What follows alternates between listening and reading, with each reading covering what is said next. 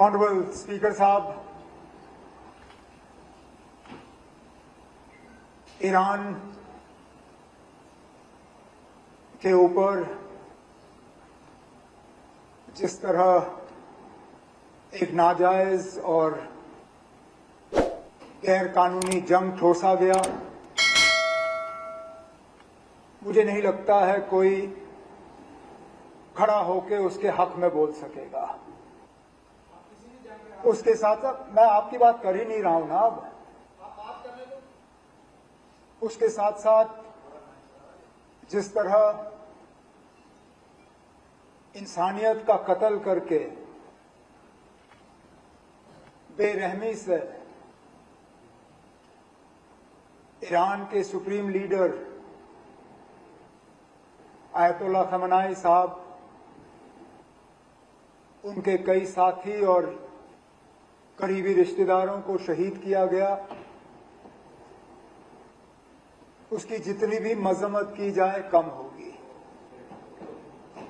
अफसोस की बात यह है कि मामला वहां रुका नहीं। स्कूल में पढ़ते हुए मासूम बच्चियों को जिस तरह बेरहमी से मारा गया, मैं तो कहता हूं कि शायद ही हमारे रीसेंट हिस्ट्री में इस तरह के कोई वाकयों की हमें याददाश्त हो।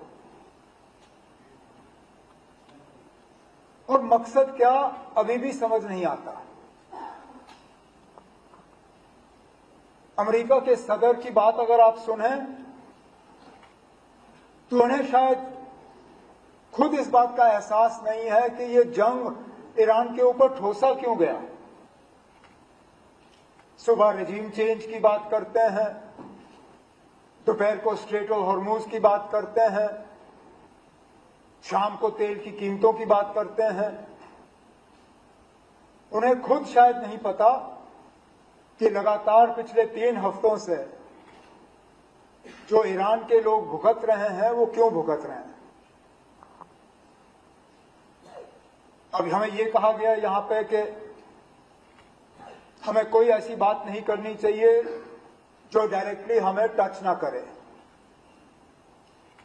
लेकिन हमारे कितने बच्चे बच्चियां, कितने हमारे लोग ईरान में फंसे, तो वो तो डायरेक्ट हमें टच कर गया।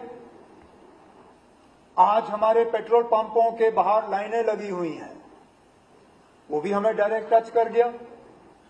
और सबसे ज्यादा हमारे जज्बात, हमारे एहसासात, हमारे फीलिंग्स को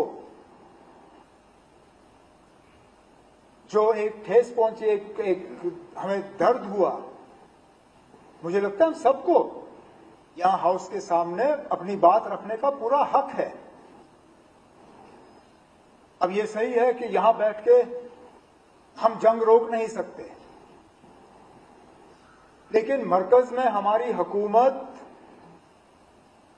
बार बार इस बात का जो है वो दावा करती है कि दूसरे मुल्कों के साथ उनके इतने अच्छे ताल्लुकात हैं, और मैं जानता हूं इस चीज को, है अच्छे ताल्लुकात।